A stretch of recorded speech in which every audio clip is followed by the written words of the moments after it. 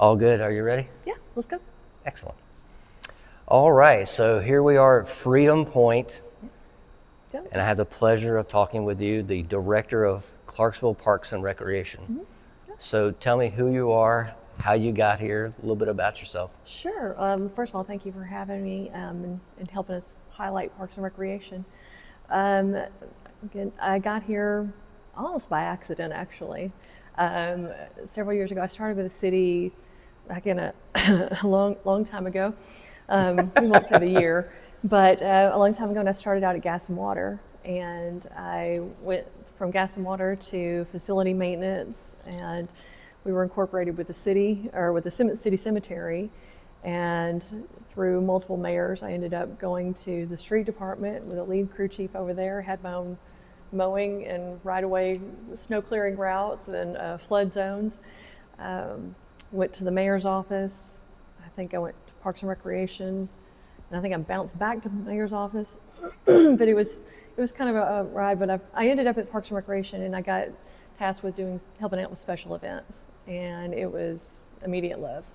Yeah. And yeah, it was fantastic. And went through various roles over there. I was ADA coordinator for the city at one time. I've been a playground inspector. I was a manager, then I was an assistant director, and finally the manager position, or the director position. So loved every minute of it. And it just felt like home, you know. Now, you've been director for how long? Last month will actually be 10 years. 10 or, years. I'm sorry, next year of this month will be 10 years. So 9 right now. That's Yeah. awesome. Yeah, I love it. So in your career path, like you say you love this job the most. Yes. What is another one that you've had that you're like, okay, that was great. Like I loved that job. You know, at first I didn't like the street department. I didn't like the things that I had to do over there, but once I got in there and got ingrained to it, I really enjoyed that. I really enjoyed being over there with all those guys and working and doing the hands-on stuff, because it was like that tangible things. And I felt like, especially like a flood, you'd get through the flood and you might have been there at 1 a.m. sandbagging somebody's house to make sure it didn't flood, but it was just good stuff, good camaraderie, and you felt like you were really doing something. Okay. Yeah. That's excellent. Now, are you a Clarksville native? I am, born and raised. I was born in Fort Campbell, actually. I was an Army brat, but my parents live right down the road in Paris. Okay. So, yeah. I love Paris. Yeah. I still go to Prater's Taters. Yeah. There you go. There you go. There's so many Army brats here. Yeah. Like are. my kids are Army brats. You know, we got here in 2014. Okay. And we came from Alaska. Oh, wow. And we were up at Fort Rich, and it was fun. We've been back once since on a family vacation to, kind of do some snowboarding and whatnot. It's a little bit different from Alaska. Yes, a little bit. Yeah, bit. that's on my bucket list, though. I've been a lot of places, but Alaska's on my bucket Let list. me know before you go. I will give you all the highlights that you need to see and those you need to skip. Okay. I'm a national park junkie. So I've got about, I think, 30 national parks that I've visited so far. Yeah. And so I'm waiting to go up there so I can hit all the big ones up there all at once. But I know it's probably not practical. It's going to take a while. Yeah. Just for the sheer terrain of how you get to get from one to the other. So yeah, I mean everything is 2.5 to 3 hours apart. Yeah. It's not like they're convenient. No. And then if you decide to You fly gotta wanna somewhere, go. you definitely have to want to go. Like when we left from Columbia, South Carolina. Okay. We were coming out of Fort Benning, Georgia, and then we drove all the way from. We actually stopped here because we had some friends here that we stayed with one night, and then we drove all the way up through Canada, From South Carolina from to South Alaska? Carolina. We took 12 days, and we saw some cool sights along the way, like Mount Rushmore, the Arch, all the other stuff. And then when we moved here, we took a month to get here, and so we took our time, and basically we let everybody, the four of us, me, my wife, my son, my daughter, we each picked 2 things we wanted to see. Okay. And so we worked our way out of Alaska, and we went all the way down to San Diego. My son wanted to go to Legoland. We wanted to see the Grand Canyon, stop by some family in Arizona. My daughter wanted to go, shopping in San Francisco. My wife wanted to see the Redwood Forest, which is amazing if you haven't been there. I have. And we kind of culminated it. We went to the College World Series. And it just happened to be the year that Vanderbilt won their first one. Well done. So it was kind of cool to come here. We're like, Vandy boys and whatnot. So we've loved Tennessee. If you'd asked me 25 years ago where I was retiring, Tennessee was not even remotely on the Right, bucket list. right. But I love Tennessee. Like, So are you a Vandy fan No. or you UT fan? neither. I'm a Gamecock. Come on now. Okay. We Well, had this. I mean, you're here. We so had this conversation. I know, Orange- but I was, hoping maybe you, for the Orange camera and white everything, goes for everything, against- you Yeah, but admit it. orange and white goes against my soul because it's Clemson, and then that's just too low. I just can't do it. Broken hope. Yeah. Yeah. You would be amazed at how many people I've met over the years through college football. Really. Just in general, like, you would see like a Gamecock hat or a Tennessee hat or a Georgia hat, and you just start talking football, and all of a Yeah. sudden you're like fast friends. Yeah. Like it's so cool. Yeah. Yeah. I wait every year for the end of August, September to get I rolling hear- in football. Yeah. I hear Josh Heupel's entertaining LSU. I hope he doesn't. I really don't. They're gonna see what Lane Kiffin does first. I probably, yeah. So, okay. So, tell me about Parks and Rec as a whole. Like, how big is City Parks and Rec? From parks and trails to like, facilities overall. Like, I've been on the website, I've seen a bunch of stuff. Okay. But, from your mouth, what is it? Okay. Well, as far as properties go, we've got 25 parks. We've got about 20 plus miles of trail now, trail/greenway. Okay. 3 pools or 3 outdoor pools, 3 community centers, 2 event centers, 4 historical properties. I think we're around 13 to 1,400 acres. Really? Not all of it's undeveloped or is developed yet, though. Okay. And we've got some that's just kind of set back. For instance, part of the wetlands, when we created marina out here, we had to do some wetlands mitigation. So we've got property over in Lock B that is just set aside for wetlands. So we don't advertise it for people to go there. It's just grown up natural and does what Right. it does its own thing. But yeah, that aside, just not the properties aside, the programming and the events that we produce, the programming is completely off the chain now. We do, I bet you there's 50 programs a month that we're doing. Really? It's outstanding. The staff is so creative and so much fun to work with, and just seeing them stepping back and letting them do what they do, it's fantastic. Now that's citywide? Citywide. Okay. I couldn't really tell you how many events we're into now, but it's grown as well. We've got the upcoming Christmas on the Cumberland right now. They're down there getting the last minute touches on the lights, and we've added a drone show to that, so that's a lot of fun. But as far as programming and the growth of that, we've been able to add a therapeutic division. Really?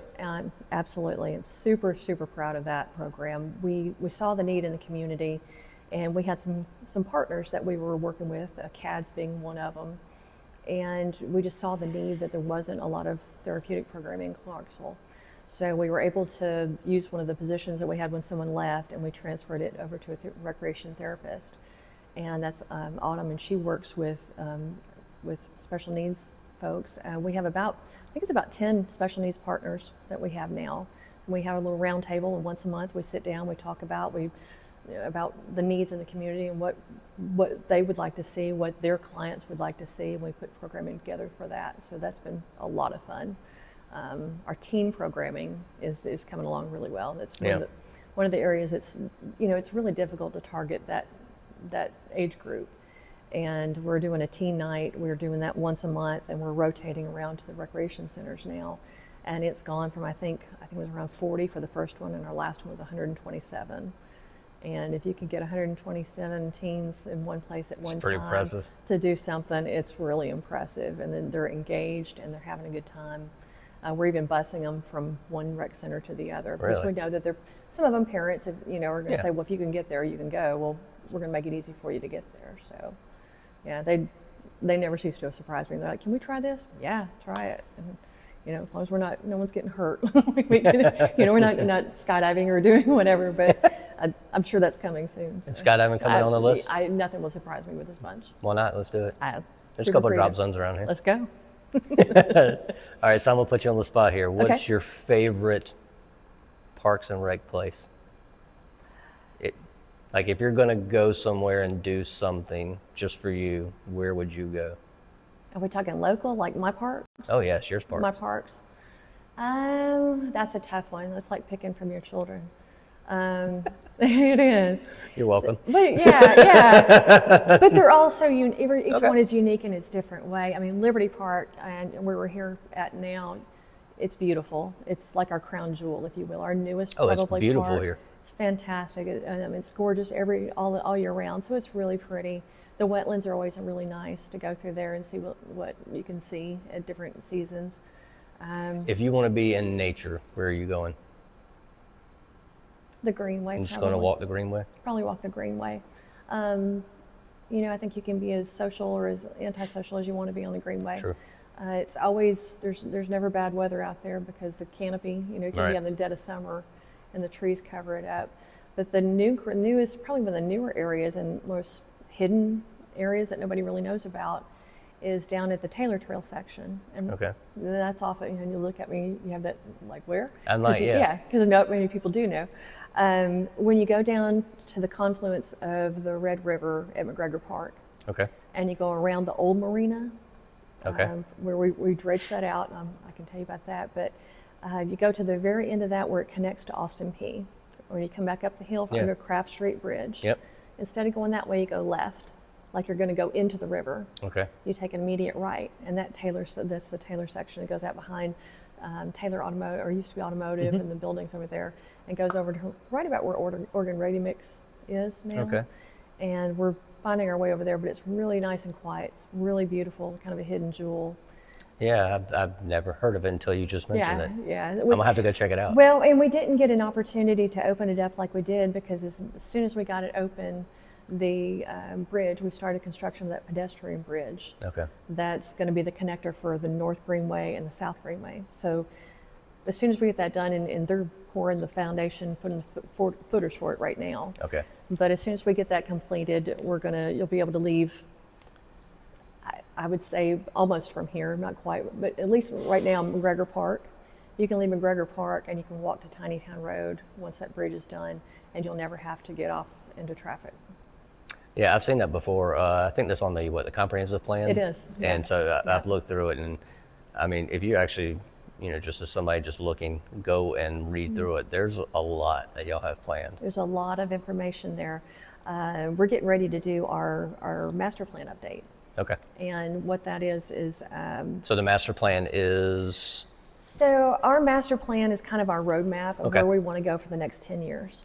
We're recently, 2022, we got our CAPRA accreditation, and that's certified through the National Parks and Recreation Association, NRPA.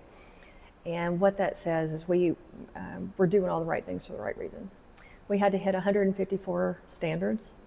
And I can geek out on this all day long, so I'll just kind of back up. But we had to hit 154 standards of what the national levels of things are, and that's anything from operations to programming to budgeting to how we interact with the police. And so we worked through that, and we got accredited in 2022, and we're getting reaccredited in 2027. But as part of that, you have to have a master plan in place, and what that takes into account is they talk to your staff, the consultant that we would meet with, talks to the staff, talks to user groups, talks to the public, and garners all this information of what you want as a citizen. What do you want us to do as a Parks and Recreation Department? What do you need? What do you see that we could do better, or what you need out of what we do? And we take that and we formulate it into our strategic plan, which kind of breaks down those goals into sizable bites. I remember a couple of years ago, it's probably been 5 at this point, I went to something at Old Glory where we had maps, and we were drawing on the maps and like little groups about things we wanted to see and whatnot. Did that all contribute to it? I don't remember. I'm not familiar with that one. Okay. Ours was 2018 was the last one, and you have to do it every 10 years. Right. So we're starting it right now. We actually just got the request for proposals back. We're rating them, and then we'll get a company started, and here real quick we'll start putting surveys out into the community to let everybody tell us what they want us to focus on. So we think we know, but we don't. Our perception isn't always the rule. So how hard is it to get the community involved in that? Like, we could talk open rates and all the other stuff for like surveys and emails and whatnot, but how hard is it to get like the community to participate? It's very difficult. I think it's difficult in a lot of things. I'd like to think that with being Parks and Recreation, we're the fun department, and Right. people would want to be a part of that. But I think anymore, trying to find an outlet, you can't use any single one outlet Right. to try to get to people, and you probably know that. Yeah, most definitely. Yeah, you have to diversify, and you have to be on all social media platforms. It's hard to maintain. Paper service. It's absolutely hard to maintain. We've got a marketing division that does a really good job at it, and we've got a lot of followers. I think our Facebook is up to like 70,000 now. That's amazing. I think, don't quote me on that one, because Ryan will kill me if I do that wrong, but it's a lot of folks. And we do some newsletters. We do a specific golf newsletter. We do Parks and Rec newsletter, but there's always, how do you... You can always do more. You can always do more. You can do it 24/7 and not do enough to get people's Yeah. input. I mean, you can always throw it on Facebook and, see how people respond, but then is it constructive as opposed to... That's a problem. That's the problem. That's a huh? huge problem. I don't care who you are or what you're doing. Trying to get constructive comments on Facebook is difficult. Everybody's just like, this isn't the platform to do that. Yeah, and it's know? easy, it's easy, I think, as a society, we sit back and we kind of armchair quarterback, if I was there, I would do Everything. this. There's always so many things behind a decision that somebody or an entity makes that people aren't privy to, and, hey, read the headline, or at least a little bit of the content before you jump to that conclusion. Go past the second paragraph. Thank you, yes. Very much so. Yeah. There's, the headline in the first paragraph is to, tell you what you want to hear. Yeah, And then you get to the substance. Yeah. it's not exactly the same thing. No, it's not. Yeah. No, it's Yeah. not. All right, so tell me about where we are. We are in Freedom Point at Liberty Park. And Yeah. this, like, I've been here since this became a thing. Mm-hmm. And, we kind of watched it from afar and whatnot. I mean, I think I was still in the military when this started getting, built, and like, it's amazing out here. It's beautiful. And I'm looking up, and of course everybody watching can't see this, but the open air, the rafters and the beams and the stone pillars that kind of go along with the fireplace and everything. But the views are priceless. Mm-hmm. When you have an event up here, you're overlooking the river, and I can't tell you how many countless photos have been taken down on the steps, the yeah. stone steps below here. But we offer this area, or this building, for weddings and rentals, and First time I was here was for a wedding. yeah, Yeah. we get a lot of that. We stay booked, especially springtime. We stay booked spring and fall, but it's been used for countless things, anything other than a public event. But we use the rec for that. It's a little Right. bit more achievable for the size and for people that don't know how many people they're going to have. But Right. this is a perfect, beautiful little venue. I'm very, very proud of it. Yeah. So who designed all this? Like, from Freedom Point to the marina to whatnot? Was it a collaboration of some outside entity, or It was. like, what can we do with this land? Yeah, it was. It used to be the fairgrounds. Right. And then it was a company, I believe it was out of Wisconsin. It was, 2010, I think, Really? when they started working. But I think where we're sitting right now is probably land. But over here, right off camera, where the marina was not a marina. It was solid land. Really? Yeah. So all of that has been scooped up and scooped out and added to the land to be able to be the park that it is right now. Mm-hmm. Of course, there's problems that go along with that. Yeah. Every May we flood, sometimes multiple times.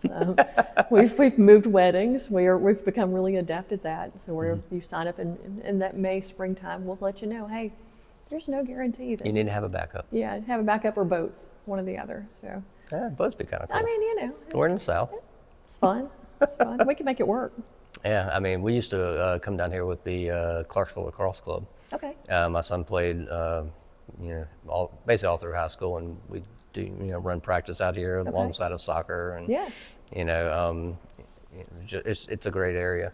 And it's a lot of fun. It's just a beautiful park. When you think of iconic parks, Yeah, everybody remembers Liberty Park because it's just beautiful. yeah. Like, as we're sitting here talking, I keep seeing birds fly by. Yeah. And so my eye just Wanders to it, yeah. and it's just yeah. like, I'm sorry. No, it's hard to land on anything, but I particularly love it because it's just, I'm kind of fond of that craftsman style look. Yeah. And everything down here reminds me of that. Are there any, more future plans for this, or is this kind of where it's at? I think we're at capacity of where we're going to be for here. Our focus right now is kind of on Exit 8, the Exit 8 Athletic Complex. If you haven't been by there, I would invite you to go by. It's where you can drive by it now. Oh, you can drive it? You can. Okay. You can't really go out onto the fields just yet. They're not solidified, but all the dirt work is, I bet you they're 99% done with that right now. So our next phase is to get a contractor to build the facilities, the restrooms and that. I'm talking to a designer right now on the playground. The plan there is to have a regional inclusive playground where anybody from all abilities can come in there and work and play. Or if we have a parent or grandparent that have ambulatory issues, they can get in there and play with their able-bodied child. Right. So you don't have that big 6-7 inch step. Right. We're really, really excited about that because we're just in the planning stages, and we're going to bring all of our partners in to say, what do you want it to look like? What elements do you want? Because Clarksville, it's time for us to have something like that. They've got one. They got them in Nashville. Like the National Zoo's got one.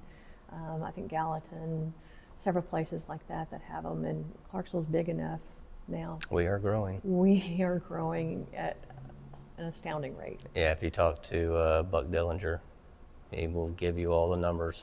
I don't have all the numbers. I just have all the growing pains. How about that? It's tough. It's tough to keep up. Because they're not making any more land. No, they're not. And we're using it up. So we're actively seeking new places, and especially in some of the wards where we don't have park property, we're actively seeking spaces to add more parks. The national average is like everybody is a 10-minute walk from a park.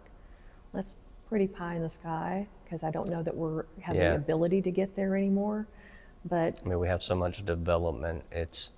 Are you competing with builders? Are you competing with corporations? Right. I mean, that's a hard battle. It is. So what are your main challenges with that other than land? I mean, is it just really the land portion, or is it, the budgeting? Yes, and all of the above. It's funny, a lot of people, it's difficult to find people that want to let go of land that they can't profit from in a little bit better, more capacity, I think. And a lot of the land that we receive is like here, it's a flood zone because they can't build on it. Right. There's nothing else that they can do with it. So, hey, we'll give it to Parks and Recreation. It'll be a tax write-off. And, we can take some of it, but we can't take, there's some of it that we can't take. And we know, just like here, when you're building something here, you might be limited on what you can actually do. It might have to remain a natural area. But it's still a park, but it might have to remain a natural area.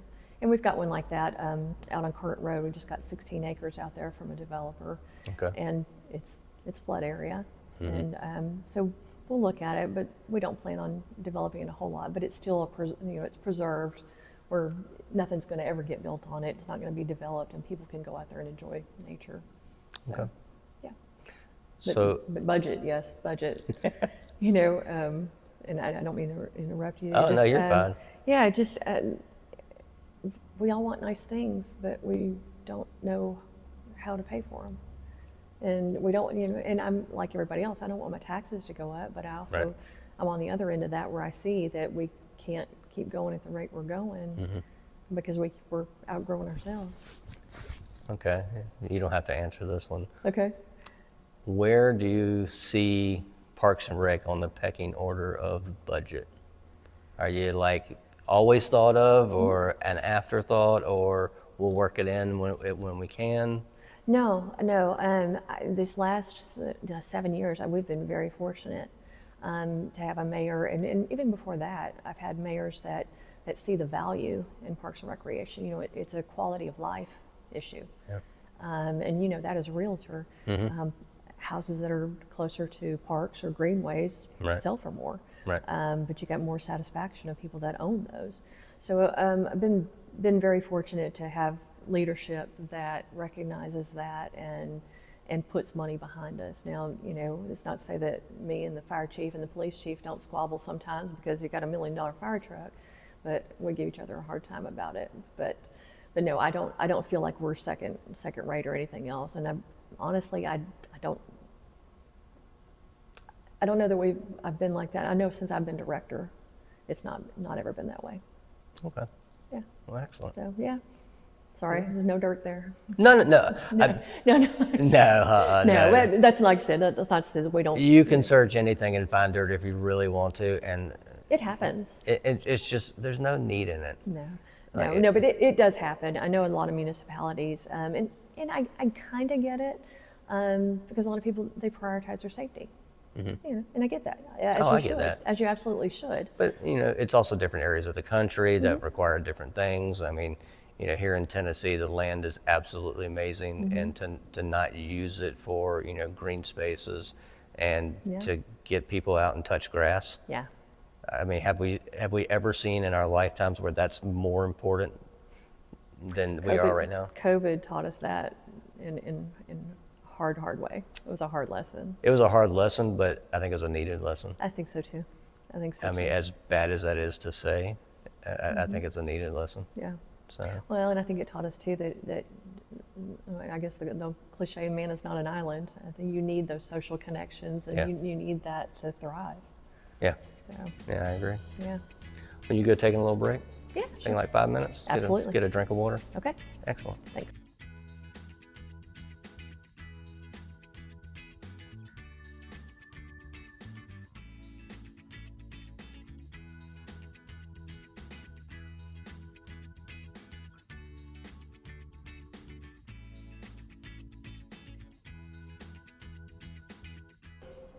How are you leveraging parks and recreation facilities as economic or quality of life assets for residents and local businesses?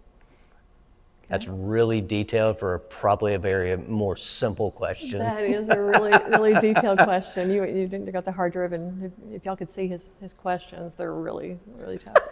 The actual ones. I'm really kind of grateful for the drift off to the conversation, but it's more fun to just have a conversation. It really is. As opposed to me just like, all right, question one. Right. I appreciate that. So leveraging parks and recreation. Well, like when you're attracting businesses and residences, like does the city come to you, and ask, hey, what are some ways we can get people to want to move here, even though we have a lot of people moving here, but what do we need to tell them about what's beneficial for businesses and whatnot? Kind of, we touched on it a little bit earlier, but parks, it is a quality of life issue, and I know that we work with the chamber, work with Visit Clarksville, and there's always bringing those folks in and bringing them and showing them around, showing them. I know a lot of realtors will drive people new in town driving by here. Yeah, most definitely. Yeah, it's a huge selling point for our city. Hey, you get to use this park, or they'll take them to the Greenway. Bring them out there because that's a really nice asset too. But I do know that we do that. We try to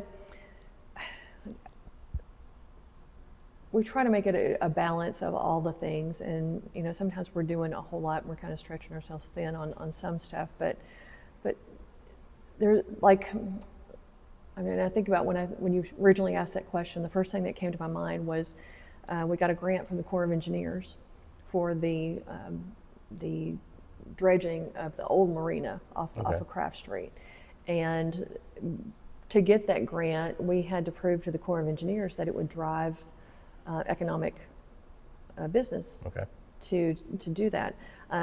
We hope that by the time it gets going and gets dredged out, because it was actually meant for seaports in Alaska. Really? It was kind of crazy because we didn't know what we didn't know. Yeah. And so we applied for this grant, and they came back and they said, well, are you serious? And I was like, well, yeah, we're serious. Why? It was, yeah. And they said, well, okay, can you prove that it's going to be an economic benefit? And we're like, what do you mean? And they said, well, will people use it? How will it impact the businesses around it or the area?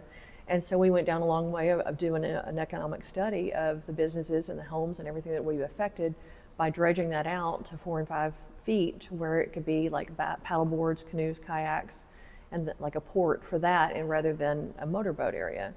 but we were successful, and Really? on the yeah, I was shocked too. On the scale that what we were doing on their projects, based on what our economic impact was on that, as opposed to a harbor in Alaska that they were dredging out. That's what the grant was supposed to be for. Really? Was a harbor in like Alaska or a seaport, and and made to bring in big boats and showing the economic impact of that. But on the scale that we were doing it, we were successful in doing it. And they said, well, this is the first one of these we've done inland on a non-coastal waterway. So we were pretty excited about that. And I think about leveraging the economic impact to get that, to do that. But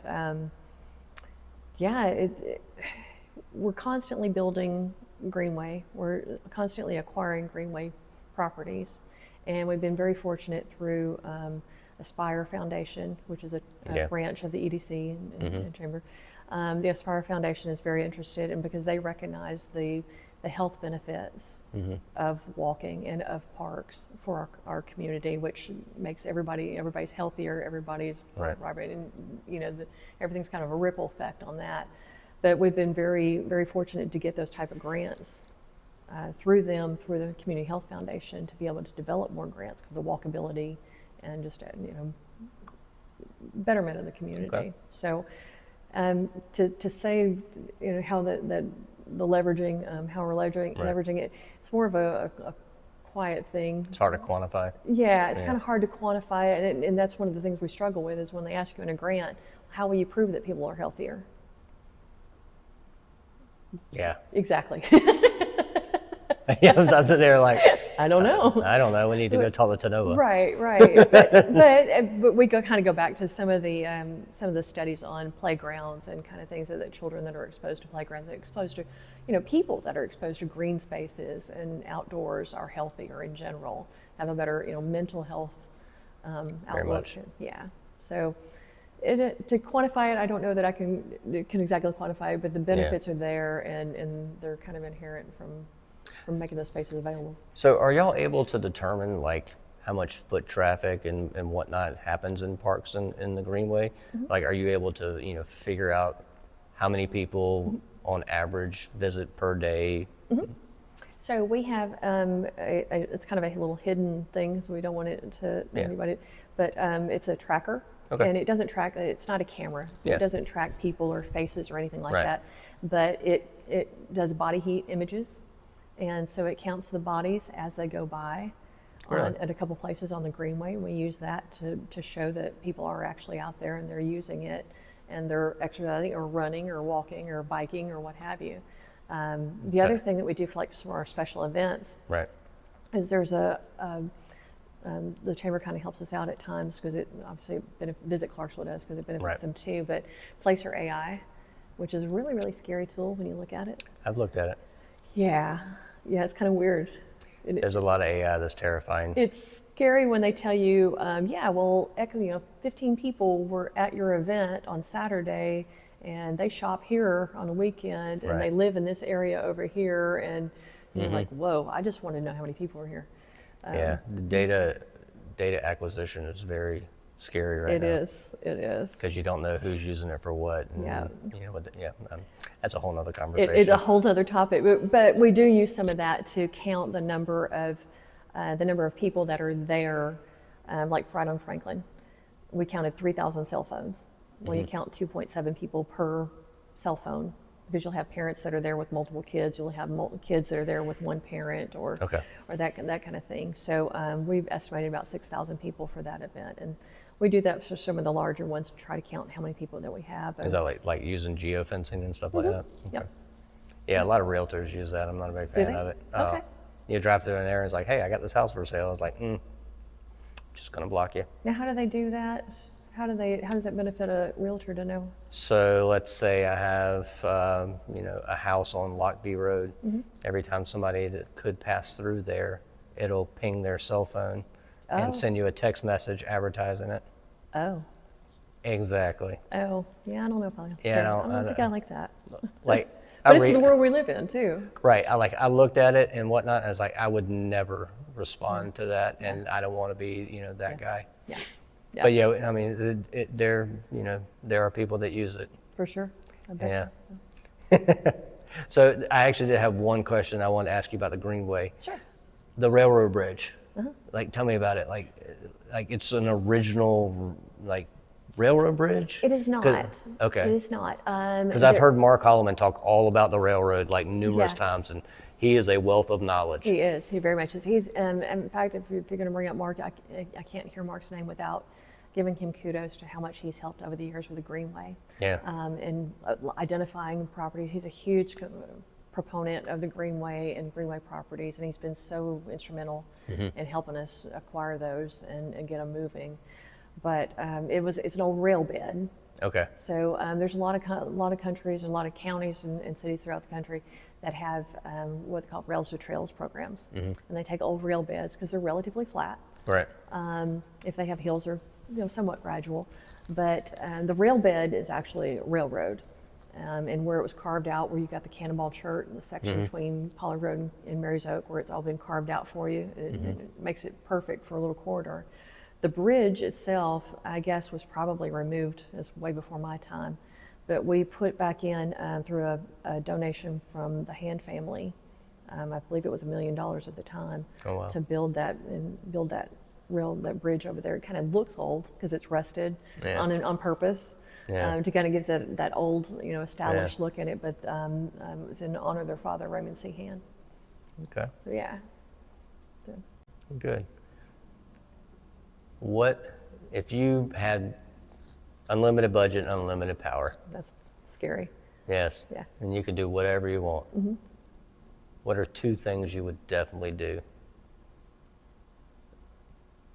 Like the world is your oyster. You can just make it happen. So I think, there's a lot because there's so much. The one thing I want to do is I want to bring an indoor aquatic center to Clarksville. Really? I do. And that's what the plan is eventually for the Speedway property.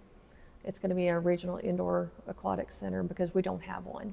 When we lost the dome, it didn't make a lot of sense to rebuild it because the cost was like $1.2 million to do all the components, the air handler, everything would have got torn up in the tornado.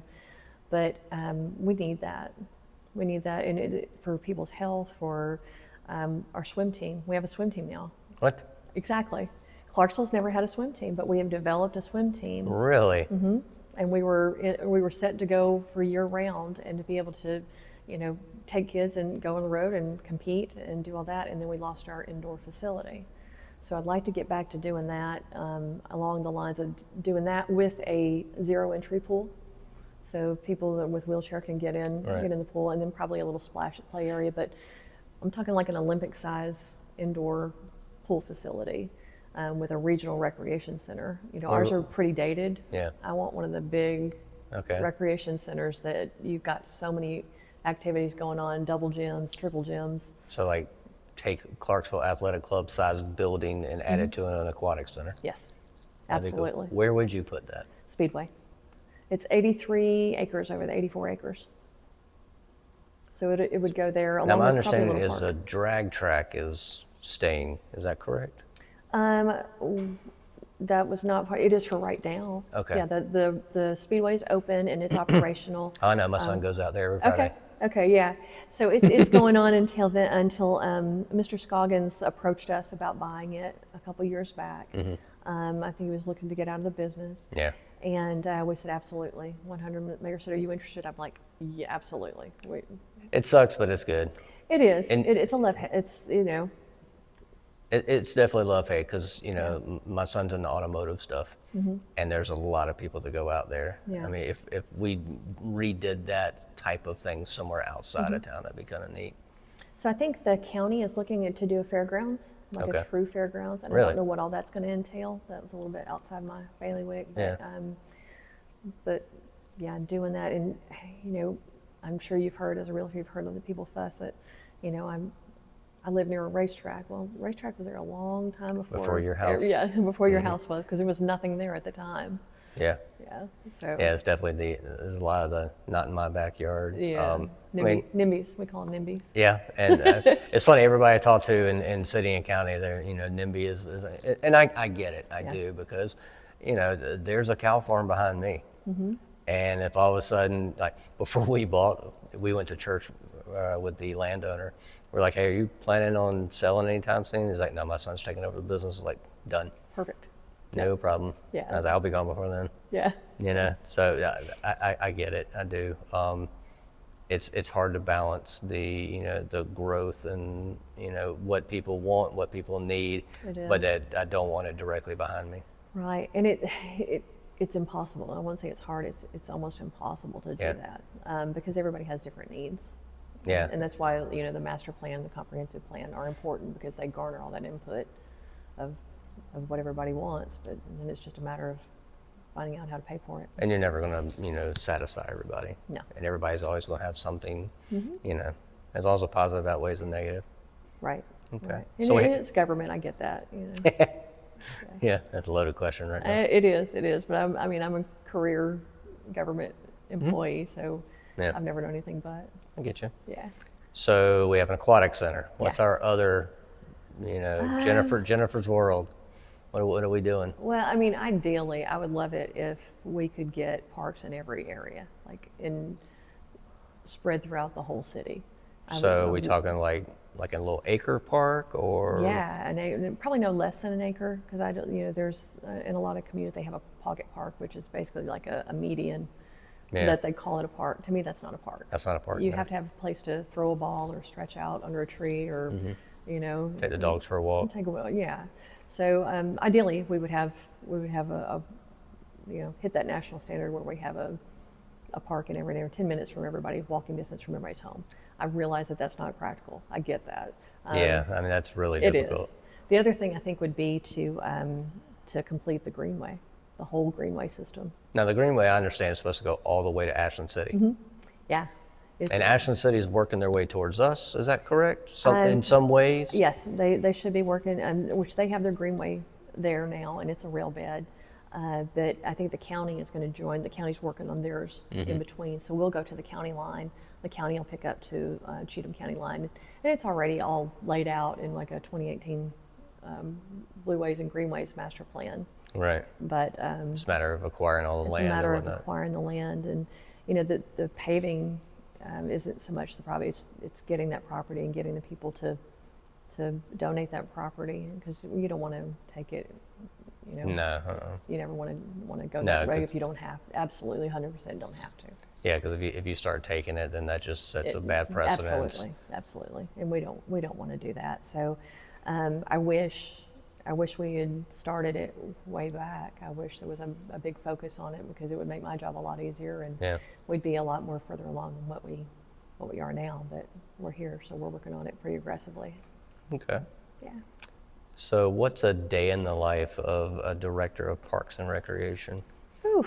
Like, I just don't foresee like it's meeting after meeting after meeting as opposed to maybe some coordination, a meeting. I'm gonna go visit a couple of the areas. What does that look like? Admittedly, I don't get out as much as I want to. Yeah. And it seems like more recently, it seems like I've had more desk time than what I've. But you get you meet, and then you don't get the time to sit behind your desk and work on those things that you just met about that are due in 2 weeks that you can't do. But having a meeting because of the meeting. Yeah, and I try to limit those because I really don't. If it can be an email, send me an email. I'm good. I don't want to waste anybody else's time, and I don't want to waste mine. But I love it when I can get to the events. This weekend. We've got one last weekend. We had one the weekend before that. So this is like our really busy season. So you're always on the go. Yeah, and it used to. I can remember when at the end of after Riverfest, we were Christmas and we were kind of coasting in through there. But these guys are doing so much, and I say guys, these guys and girls are doing so many programs and so many events that we're having. So we went from the half marathon to the Speakeasy Soiree to the Christmas on the Cumberland to. It's just constantly something to go to, and so that's one of my things is my pet peeves, I guess you will, as a parks director is, there's nothing. Somebody says there's nothing to do in Clarksville. I'm like, well, where? Here, Yes. look. Yes, let me show you something. We have an app for that. Right. Yeah, we have an app, and we do have an app. We made one, and that was one of the ways that we try to get the word out, especially for like field closures for soccer and that kind of thing too. It's been really effective. And I digress a little bit. Now, I like doing the planning stuff. I like doing the big projects, but it's hard time sometimes trying to find the balance, because you want to be out where your folks are, and you want to be seeing what they're doing, and you want to, the younger side of me, I want to be in on it, and I want to be helping do that. And I'm like, hey, put me in, coach. Where do you need me? Where do you need for this event? What can I do for the half marathon? Right. And but you can't be everywhere. I can't be everywhere. But I can't stress how fortunate I am to have such a fantastic staff and team, from my deputy directors all the way into our entry level folks, and they make my life a whole lot easier. And they're just a good bunch. I wouldn't want to do it without them. Yeah, so couldn't do it without them. Since we've been here, I think there used to be Rivers and Spires, and that went away. And I remember we attended, it was a chili cook-off, and we were like, that was such a cool event. Got people out, got your little commemorative mug, and are things like that coming back, or are they just They are. They are. In fact, right now we're planning a 250th. The nation's birthday on July 4th next year. So we're planning a 2-day festival for that. Really? Yeah, it's going to be downtown. Okay. And we're already in the works of a big fireworks show, because we usually do it down here at Liberty, but we're trying to do a little combination of things for that. But it'll be the 3rd, the Friday before, and all day the Saturday, the 4th. So we're working on that, and I think we're going to let that one kind of get through that one and then see where we're at. But we know, and we hear that that's what folks want, is more events like that. So we're trying to create them and trying to get them back. Safety is always a concern. Right. Just like with our parades. Yeah. When you go to a parade now, people probably don't even pay attention to it, but we've got dump trucks lined up to where people don't run through the crowds. Around the perimeter of where a lot of our folks are. So safety is a major concern for a lot of things like that, and how big is too big, and what location is the best, and different aspects of that. We work really closely with EMA and EMS and fire and police and sheriff's department to try to come up with a plan, and they're always a part of all of our plans to make sure that everybody remains safe while we're inviting all these crowds in. But yeah, we're looking to do some more of that. We're looking to try to transition to give everybody what he wants. Everybody wants live music. Live music's amazing. Downtown Commons. It is. When they bring in, because that's county, right? It is. They do a great job of that. They do a great job. They really do. I mean, I've seen AC/DC. Yeah. And Def Leppard, and Fleetwood and the Mac, Eagles, and the Eagles. I saw Prince finally. Yeah. I had tickets for Prince one time when I was in high school, and he canceled the show because it was the one time it snowed in South Carolina. Oh wow. Exactly. Well, nobody could get there anyway then. Well, they'll try. And I was devastated. I never got to, anyway, that's a whole separate subject, All right. But I mean, they do good stuff. And it's interesting how so intermingled, like you're in the middle of the city, you think, but it's a county park. And then, because we went to Civitan Park, when they created that field back there. And I was like, I've got to call, county parks, and where I can talk to Sally over there. And I was like, that took me, by surprise. I'm like, I had no idea. So the Commons, I think, Commons and Rotary Park. That's another one we get calls on a lot. Yeah. Because they're inside the city limits. So it's a little confusing, but we work through it, and we all know, hey, call Sally on this or call Jennifer on that. So and then the 250th celebration is actually a joint venture. That'd be cool. It'll be joint between city and county to make. Is that going to be like across the city and county, or is it just going to be a couple, like downtown locations? We're planning it for downtown. Okay. Downtown is going to kind of have a somewhat of the footprint of Rivers and Spires. Okay. Yeah. That'd be cool. Rivers Aspires is so cool. we're starting early to talk to the downtown businesses to Yeah. get their buy-in, because they're an integral part of all that Yeah. too. Because I know it's hit or miss or whether they get more people or get less Right. people, but in the moment of the festival, so. Yeah, I agree. Yeah. I agree. So. Yeah, because we used to have the cardboard regatta. At the River Fest, Yeah. we did. We Yeah. did. We had the cardboard boat regatta. When we first got into real estate, yeah. we're like, maybe we should do a cardboard regatta.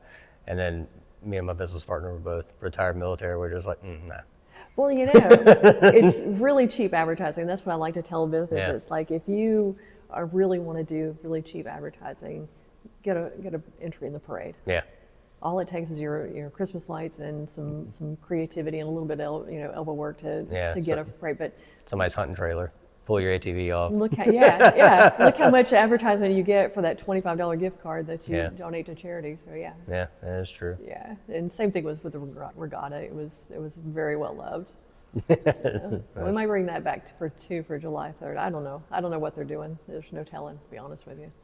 Well, that's good. Yeah. I mean, that's good. I mean, you've got the macro, and you let your people do what they need to do, and come and bring it to you, and bless off, or let's tweak it a little bit. Yeah. That's good leadership. Yeah, it is. But it's, like I said, it's so hard to want. I want to do the cool stuff too. Not anymore. I know. You're in charge. I know. You've got to go to the meetings and sit in your office and answer emails. Those days are gone. I'm afraid you're right. But and there's I think about the 1 a.m. dragging at 1 a.m. to clean up all the tents, tables, and chairs. And I'm not sorry about that part. So, I'm okay. Yeah. I'll go to the meetings. I'm older and I'm okay. Yeah, it's not as hard on your body. All right, so as we're slowly wrapping up here, tell me what are 2 projects that everybody in the city, in the county, need to know about? So I've got new clients that are coming here. They're looking to purchase. Why in Clarksville, Tennessee? What's something they can look forward to? I know Exit 8, without a doubt. It's going to be really cool. That's 11 fields, right? It is 11 fields. The first phase is going to be 7. Yeah, it's 3 in the middle and then 7 around, right? Yes. Okay. Well, 4, 3, and 4. Okay. Yeah. But the middle 3 are going to be synthetic. Yes. So when I was part of the lacrosse club, we were like, oh, that's going to be awesome. And then my son graduated, and I was like, well, I don't have to worry about it anymore. I don't care anymore. So they're going to be synthetic fields, and that's going to be huge, because that'll make sure that if we have tournaments or something like that, they can continue to play and not have to get called because of weather or rain or standing water, that makes it a little unsafe. And it's going to be a fight. It's going to be booked the entire time. It's going to be booked from the minute we open the fields. Yeah. There's also a ADA accessible trail over there, and of course the playgrounds that we talked about earlier, and probably a splash pad too. That's cool. What's the park right there by Austin P? The little corner park. Edith Pettis. Yeah. We would practice there, and it took me 2 years of begging for lights until I finally put them up there. I was like, oh, thank goodness, because we were renting lights. Yeah. And dragging them out there, and we were like at Carmel. So have you been there lately? I haven't been there, I don't know, 8 months. Okay, so you have seen the new football field and. No. Okay, so you've been there a little bit of that. We have a full-size football field. Really? Football, rugby, and. Yeah, because the Fort Campbell rugby team, we would split field space. Yeah. So we have a whole regulation-size football field that's lit, and a half football field that's lit too for practice space. I'm gonna drive by there when we're done, right? I hope you do. It's fantastic. It was so well received. So it's the only, right now, I think the county's working on one right now too, but it's the only public football and rugby, lighted field and regulation size field that we have in Clarksville. So we got that taking all done, but the very first year we learned the hard way. You have to fence that thing. Because if you don't, everybody is on it 24/7, and it just tears it up. We had it sodded, and it was all beautiful, pristine, and completely wore it down to the dirt. So we're building it back up, but we did put a fence on so we can kind of regulate when people get on it, when they don't. But it was that popular, and that just goes to show that, how much we needed it in the community. Yeah, because people are just looking for a place to be outside, which is why coming down here is so popular, because you can just jump into the open field and, do things. So if you're going by there, if you're going by Edith Pettis when you leave, you're not too far from Dixon Park over off of 10th Street, over by the street department and city garage.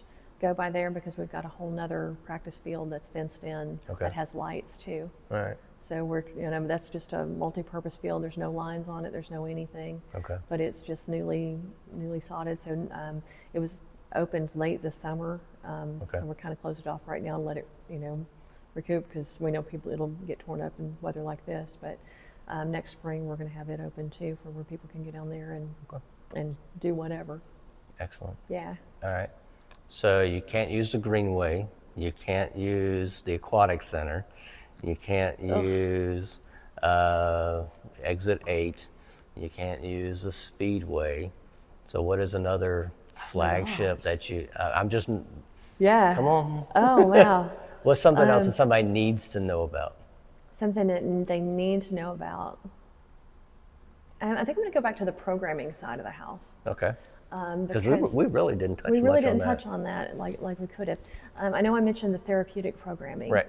But we have so many different type of enrichment programming that's available now. We've got programming for seniors.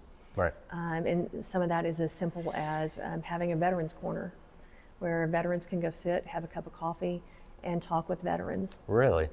That's over at Kleeman. We do that. At Kleeman? Okay. At Kleeman Recreation Center. We do Tai Chi for arthritis. We do yoga, we do wall Pilates, we do a whole senior series of programming. It's kind of, it's easy on your joints, Right. no real high impact stuff. And we've got an avid group of seniors that attend that, and they move from program to program.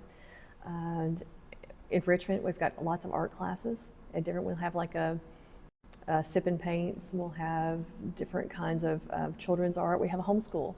If you have a child that's homeschool, we offer homeschool PE.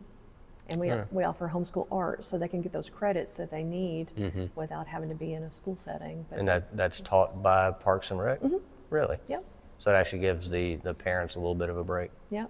Gives them a break and gives them the, that organization. And it lets the kids kind of socialize with other homeschool Which kids. is good and needed. Yeah. So they come up with new things all the time. Again, like You have a large staff of creatives. We do. We really do. Our marketing team has done a phenomenal job. They've come up with we shifted kind of recently, I guess probably about last year, but we shifted from driving our annual reports on being like numbers and being like, we did X amount of work orders, we did X amount of this, and we had this many followers on Facebook, which is all great, and they're good measurements. But at the end of the day, we took a hard look at it, and we want those stories. We want the stories of how we impact the lives of our citizens and how we make their lives better and how they're making other people's lives better. Our last annual report, they did a story with a coach who had no intentions of being a coach, but became a coach. And it was just a really heartwarming about how much he enjoyed it and how much he really got into it and how he was able to see these kids grow. And he was a part of that. So we had one with a lady that was a runner and had, we progressed through her running. Another lady who learned how to swim through us with adult swim lessons. Okay. So that's the kind of story we want to tell. And all this is on the website? It should be on our annual report for last year. We're into the process of doing our new report. Well, I mean, for like the schedule. Oh, yeah, sorry. Sorry. No, it's all on the website. It's on that app if you want to download our app, which is also a link on the website. What's the name of the app? Clarksville Parks and Recreation. Okay. Clarksville Parks and Rec. But you go to cityofclarksville.com and it's the easy way to remember it. It's like /Parks Rec. Okay. But you can find it. We're on the very first splash page of the website. Right. And you can follow it. You can find anything you want. We've got an interactive map that can kind of show you if I'm looking for a pavilion for 50 people. Right. You can search by that, and it'll pull it up on the map to tell you, Yeah, I was on your website Monday looking at all that type of stuff to see what facilities are renting for and whatnot. So yeah, I mean, it's very helpful. Good. Oh, golf. Didn't even talk about golf either. We have two golf courses. We've got Swan Lake and Mason Rudolph. Both are in the process right now of being I did regreened. not know that Swan Lake was a city park. I thought it was privately owned. Because it looks too good to not to be a city, doesn't it? Right? That's Not the even, stigma. not even that. It just, it never would have dawned on me. Yeah, that's us. I had no idea. Yep, that's us. We'll have to invite you out to play. No, you don't want to do that. Well, it's okay. If you've seen me play, it's okay. I gave my clubs to my son because I can hit this way and it's going to go that way because I still feel like I'm swinging a bat. That's normal. It's normal. It's completely normal, right? But yeah, that's us. Jim Owens and his crew out there just do a phenomenal job. It's by far the best value in town. We haven't raised our rates since before 2017. We're getting ready to go up a little bit, but we're still, it's the best looking course in town, and hands down, you can't argue with it. So it's all 18 holes. it is 18 instead holes. of 9. It is, yeah. Yeah. It's beautiful. It's really nice out there. And then Mason Rudolph is a par 3. Yes, Right, it's par okay. 3, 9-hole driving range. Yeah, we played there a couple times. Okay. Like when we first moved here. Got the kids out there. They had a great time. Good. You know, I mean, that's our side of town also. Okay. So and we're Sango. We were exit 8 and then we moved out to Sango. Okay. So yeah. Yeah. But yeah, I had no idea that Swan Lake was that. That's us. They're both we're in the process right now of getting them re-greened. Just kind of rebuilding those greens and putting in, tearing the layers down that have been compacted and building back up and putting new turf on the top of them on both courses actually. Okay. We kind of do it in segments. Okay. Well, as we're coming to an end, is there anything we haven't covered that you want people to know about? We're here. We're here. Come Like how do they get in touch with you? Well, Not you me specifically. personally? Okay. There's the website, and we've got an office downtown. Again, we've got the 3 recreation centers. Email, clarksparksrec.com. Okay. Again, we got the app. We're on social. We're on Facebook. We're on Instagram. We're Everywhere. We're in all the places. Follow us. You never know what you're going to find. You never know what you're going to find that you didn't know you needed. Excellent. But yeah, we're here. We're here to Okay. serve you.